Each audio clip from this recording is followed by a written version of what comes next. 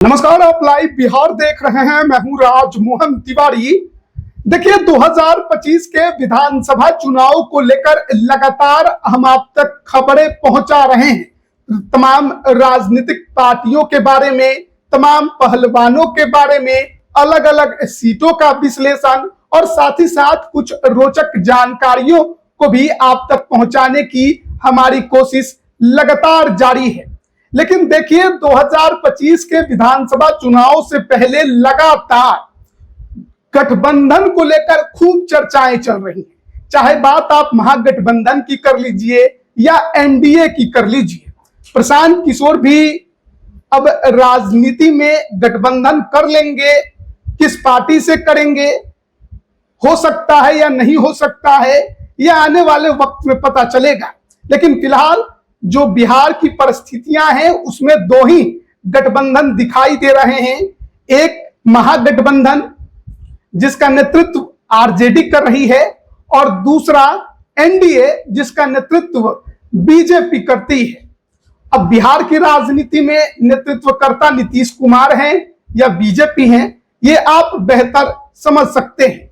लेकिन देखिए, महागठबंधन की जब बैठक हुई थी सीट शेयरिंग को लेकर कुछ समय पहले, तो उस दौरान हमने आपको बताया था कि किस तरीके से कोऑर्डिनेशन कमेटी का गठन किया गया और तेजस्वी यादव उसके अध्यक्ष बनाए गए और सीटों को लेकर क्या खबरें आ रही थी इसकी भी जानकारी हमने दी थी।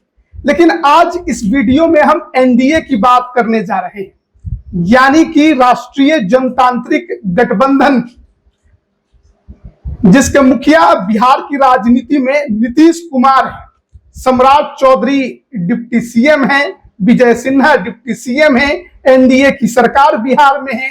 लेकिन जिस तरीके से लोकसभा का चुनाव संपन्न हुआ उसके बाद अब 2025 विधानसभा चुनाव का टाइम आ चुका है।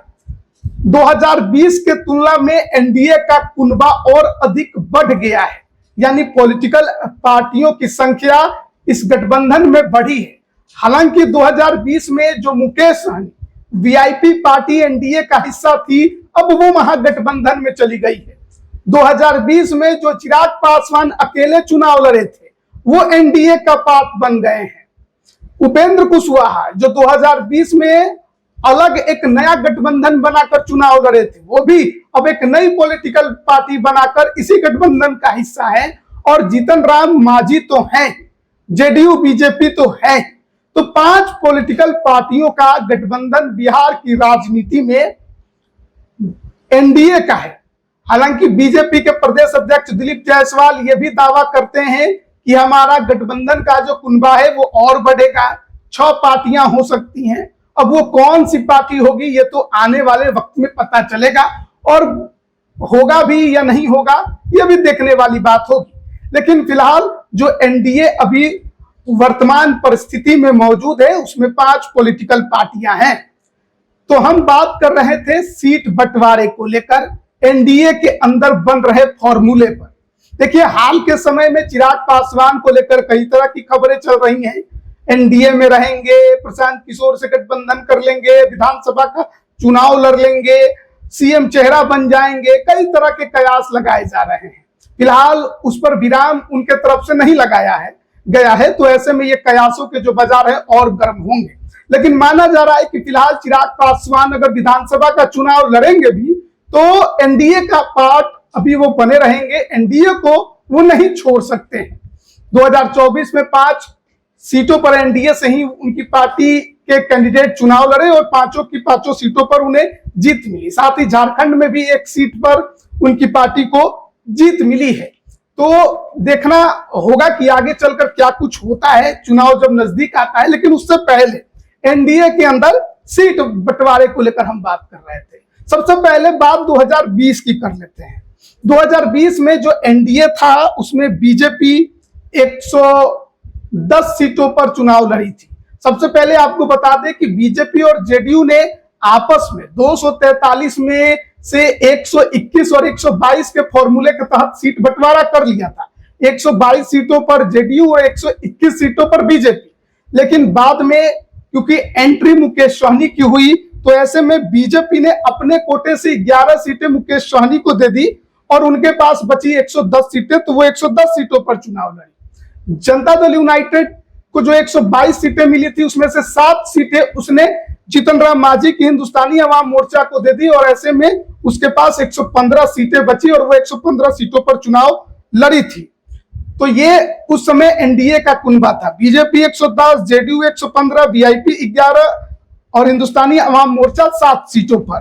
किसको कितनी सीटें आए ये आप पहले से ही बेहतर जानते हैं। BJP 74 seat, JDU 43 seat, VIP 4 seat और हिंदुस्तानी अवाम मोर्चा को भी 4 सीट मिली और ऐसे में एनडीए ने बिहार में अपनी सरकार बनाई।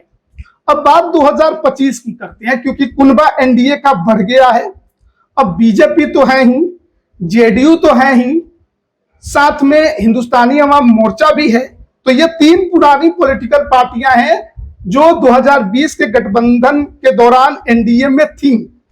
वीआईपी निकल गई है तो उसकी जगह लोजपा आ चुकी है और साथ ही उपेंद्र कुशवाहा ने नई पार्टी राष्ट्रीय लोक मोर्चा बना लिया और वो भी इस गठबंधन के हिस्सा हो गए हैं। 2024 में ये तमाम 5 पार्टियों ने मिलकर लोकसभा का चुनाव लड़ा था। अब ऐसे में आपको मालूम होगा 17 सीटों पर बीजेपी लड़ी थी, 16 सीटों पर जेडीयू लड़ी थी, 5 सीटों पर लोजपा लड़ी थी, 1 सीट हिंदुस्तानी अवाम मोर्चा को और 1 सीट उपेंद्र कुशवाहा को मिली जो वो हार गए थे। तो अब बारी 2025 के विधानसभा चुनाव की है और जो फॉर्मूला एनडीए के अंदर बन रहा है, जिसकी चर्चा हो रही है, जो खबरें निकलकर सामने आ रही है, तो कई चीजें गौर करने वाली है क्योंकि बिहार की राजनीति में जाति के हिसाब से वोट बैंक तय किए जाते हैं पॉलिटिकल पार्टियों के और उसी हिसाब से सीट बंटवारा भी किया जाता है। देखा जाता है कि उस समाज के ज्यादातर लोग किस सीट पर हैं और उस हिसाब से उनको सीटें जो है वो गठबंधन के अंदर बांटी जाती है और ऐसे में देखना बड़ा दिलचस्प होगा कि एनडीए के अंदर वो सीट बंटवारा किस हिसाब से होता है और किस सीट पर किस पार्टी का कैंडिडेट उतरता है। लेकिन फिलहाल जो खबरें निकलकर सामने आ रही हैं, जो फॉर्मूला एनडीए के अंदर सेट हो रहा है, हम उसकी चर्चा कर रहे हैं। अब देखिए, उपेंद्र कुशवाहा राष्ट्रीय लोक मोर्चा नई पार्टी बनाकर एनडीए के साथ जुड़कर चुनाव 24 का लड़े लेकिन खुद का लोकसभा चुनाव हार गए। राज्यसभा बीजेपी ने उन्हें भेज दिया है, सांसद हो गए हैं, लेकिन अब तो विधानसभा भी लड़ना है और विधानसभा लड़ना है तो सीट इनको अब कहां से मिलेगी। देखिए, जब भी हम सीटों की बात करेंगे तो एक बात ध्यान रखेंगे कि मुकेश सहनी अब नहीं है, तो वो जो 11 सीटों पर उन्होंने कैंडिडेट उतारे थे वो 11 की 11 सीटें खाली हो गई हैं। अब जरूरी नहीं है कि जो 11 सीटें खाली हुई हैं वही 11 सीटों में से उपेंद्र कुशवाहा को दे दिया जाए। संख्या बल उस हिसाब से हम देख सकते हैं, सीटें इधर उधर हो सकती हैं। जरूरी ये भी हो सकता है कि 11 में से 3 सीट वो और दूसरी कुछ जेडीयू बीजेपी की सीट मिलाकर उपेंद्र कुशवाहा को सेट किया जाए और माना जा रहा है कि एनडीए के अंदर जो फॉर्मूला बन रहा है उसमें उपेंद्र कुशवाहा को 6 सीट दी जा सकती है और साथ ही क्योंकि उपेंद्र कुशवाहा की दावेदारी तो 15 से 20 सीटों पर है, लेकिन माना जा रहा है क्योंकि गठबंधन बड़ा है, बीजेपी जेडीयू को ज्यादा सीटों पर लड़ना है, चिराग पासवान की भी डिमांड हाई है, तो उपेंद्र कुशवाहा को क्योंकि 1 लोकसभा की सीट मिली थी और 1 लोकसभा में आमतौर पर 6 विधानसभा की सीटें होती हैं। अगर बिहार के 3 लोकसभा क्षेत्रों को छोड़ दे, आरा, बेगूसराय और नालंदा, यहां पर 7 विधानसभा के क्षेत्र होते हैं 1 लोकसभा में, लेकिन अन्य सभी 37 लोकसभा क्षेत्रों में 6 विधानसभा की सीट 1 लोकसभा में होती है। तो 1 लोकसभा के हिसाब से मान सकते हैं कि 6 सीटें उपेंद्र कुशवाहा को दी जा सकती हैं। और इसमें एक और चीज सुनने में आ रहा है कि क्योंकि इनसे एमएलसी सीट को लेकर पहले भी बातचीत हुई थी लोकसभा चुनाव में, लेकिन जब उन्हें राज्यसभा भेज दिया गया तो वो एमएलसी की सीट खत्म हो गई थी।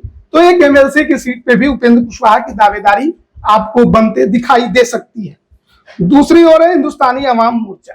अब पिछली बार 7 सीटों पर लड़े थे तो जाहिर बात है कि 7 से नीचे तो नहीं लड़ना चाहेंगे और लगता भी नहीं है कि मांझी जी को 7 से नीचे सीटें बीजेपी या जेडीयू देने की कोशिश भी करेगी। हालांकि इनके बेटे संतोष सुमन को भी एनडीए से एमएलसी बनाया गया है और वो बिहार सरकार में मंत्री भी हैं, तो ऐसा माना जा रहा है कि हिंदुस्तानी अवाम मोर्चा के पास जो सीटें हैं वो बरकरार रहें।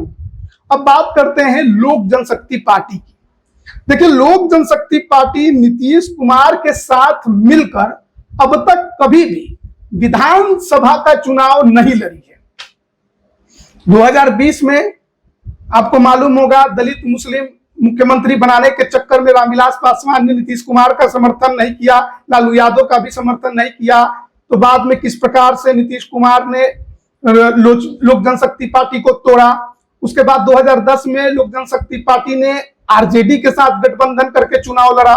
फिर 2015 के विधानसभा में जब लोक जनशक्ति पार्टी एनडीए का हिस्सा हुई तो नीतीश कुमार राष्ट्रीय जनता दल के साथ महागठबंधन बना के चुनाव लड़े। और 2020 का जब बारी आया तो लोक जनशक्ति पार्टी एकदम अकेले हो गई। चिराग पासवान ने पिता के जाने के बाद खुद अकेले दम पर पूरा विधानसभा का चुनाव लड़ लिया। 134 सीटों पर कामयाबी सिर्फ एक सीट मटिहानी पर हासिल हुई। तो लोक जनशक्ति पार्टी अब तक नीतीश कुमार के साथ मिलकर विधानसभा का चुनाव नहीं लड़ी है। और अगर एनडीए का हिस्सा चिराग पासवान और उनकी पार्टी रहती है तो अब पहली बार ऐसा मौका होगा जब नीतीश कुमार के साथ मिलकर वो विधानसभा का चुनाव लड़ेगी। ऐसे में देखिए, जिस तरीके से लोकसभा चुनाव में 5 सीटें चिराग पासवान को मिली, तो चिराग पासवान का तो दावा होगा कि कम से कम 30 से 35 सीटें, 40 सीटें ज्यादा से ज्यादा लोक जनशक्ति पार्टी रामविलास को मिले इस गठबंधन में। लेकिन ऐसी उम्मीद नहीं है, क्योंकि देखिए, जब बीजेपी जेडीयू जैसी बड़ी पार्टियां हैं तो ऐसे में लोक जनशक्ति पार्टी को 35-40 सीटें मिल जाए इसकी उम्मीद बहुत कम है। जब 2015 में बीजेपी और लोजपा प्रमुख पार्टियां एक साथ चुनाव लड़ी थी तब 42 सीटें चिराग पासवान को मिली थी और जिसमें से महज 2 सीटों पर वो चुनाव जीत पाए थे। तो ऐसे में जब जनता दल यूनाइटेड भी साथ हो, उस दौरान इनको 40 या 42 सीटें मिली, इसकी उम्मीद आप नहीं लगा सकते हैं। और माना जा रहा है कि एनडीए के अंदर जो फॉर्मूला सेट हो रहा है उसमें चिराग पासवान को ज्यादा से ज्यादा 24 सीटें ही मिलते नजर आ रही हैं। चिराग पासवान को इससे ज्यादा सीटें मिले इसकी उम्मीद बहुत कम है। 1-2 सीट इधर उधर हो सकता है, न तो 24 सीटों से ज्यादा चिराग पासवान को इस बार 2025 में मिलते नजर नहीं आ रहा है। फिर अगर बात करें जनता दल यूनाइटेड, देखिए, जनता दल यूनाइटेड बिहार की राजनीति में एनडीए के अंदर हमेशा से बड़े भाई के तौर पर चुनाव लड़ते रही है, यानी अधिक सीटों पर एनडीए में वो चुनाव लड़ते रही। चाहे आप 2005 की बात करिए जब नीतीश कुमार की पार्टी 139 सीटों पर चुनाव लड़ी, 2010 की बात करिए जब नीतीश कुमार की पार्टी जेडीयू 141 सीटों पर लड़ी, बीजेपी 102 सीटों पर लड़ी, फिर महागठबंधन आ गया 15 में और फिर 2020 में 115 सीटों पर चुनाव लड़ी।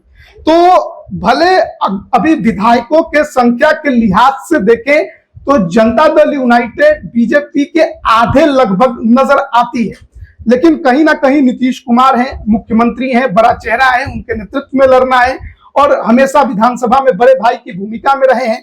तो नीतीश कुमार बीजेपी से कम सीटों पर विधानसभा चुनाव लड़ने को तैयार होंगे, इसकी उम्मीद नहीं है। देखिए, लोकसभा की बात कुछ और थी, वहां पर पीएम मोदी के चेहरे पर चुनाव लड़ना था और फिर समझिए कि बीजेपी जैसी बड़ी पार्टी जो लोकसभा में ज्यादा सीटें जीती थी उसने भी त्याग किया था। 2019 में भी किया, आपको याद होगा, 2022 में भी करने को तैयार, 24 में भी तैयार थी। तो बीजेपी इस बात को समझती है कि नीतीश कुमार का वैल्यू क्या है और इसलिए बिहार विधानसभा की जब बारी आएगी तो नीतीश कुमार कहीं भी बीजेपी से कम सीटों पर चुनाव तो नहीं लड़ने वाले, इसकी उम्मीद बहुत कम है। और जो खबरें निकलकर सामने आ रही है कि लोक जनशक्ति पार्टी के आने की वजह से अगर नीतीश कुमार को त्याग करना पड़ा सीटों का तो 8 से 10 सीटों से ज्यादा वो त्याग करने वाले नहीं है। यानी 115 पर लड़े थे, मुश्किल से 105 या 107 पर लड़ सकते हैं, लेकिन इससे नीचे नीतीश कुमार जाएंगे इसकी उम्मीद बहुत कम है।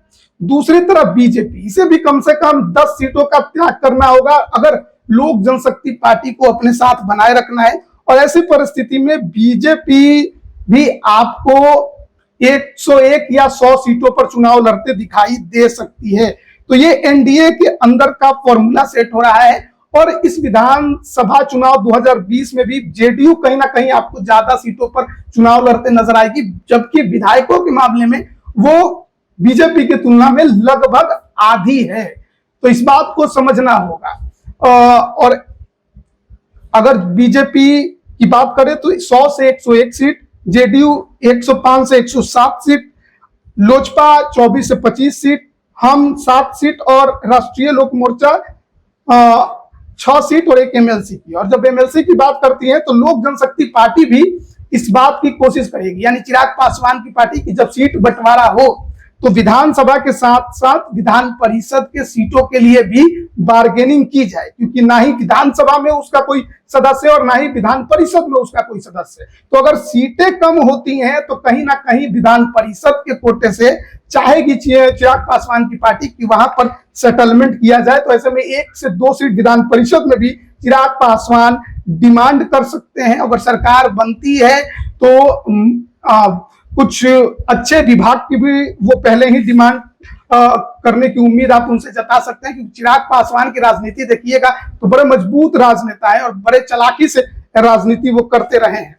आप समझ सकते हैं, पार्टी टूट गई, सब कुछ छिन गया, लेकिन फिर से कैसे दोबारा उन्होंने सब कुछ हासिल कर लिया, ये अभी किसी से छिपा नहीं है। तो ये हम बात कर रहे थे एनडीए की कि किस प्रकार से सीट बंटवारा एनडीए के कुनबा में हो सकता है, किस फॉर्मूले के तहत ये सब कुछ सेट हो सकता है। तो नई जो पार्टियां हैं आने के बाद एनडीए के अंदर जो कुनबा है वो बढ़ा है। हालांकि अगर कुनबा और मजबूत होता है, सहनी आ जाए या पारस कहीं आना चाहे, कहीं चिराग पासवान को मनाकर बीजेपी उन्हें भी साथ लेकर चली आए, तो ऐसे परिस्थिति में 1-2 सीटें और इधर उधर भी हो सकती हैं। तो देखना बड़ा दिलचस्प होगा कि जब चुनाव नजदीक आते हैं तो उस दौरान किस प्रकार से सीट शेयरिंग एनडीए के अंदर बनता है। लेकिन फिलहाल जो हमारा आकलन है उस पर आपकी क्या राय है, कमेंट करके जरूर बताइएगा। आप सभी का बहुत बहुत धन्यवाद।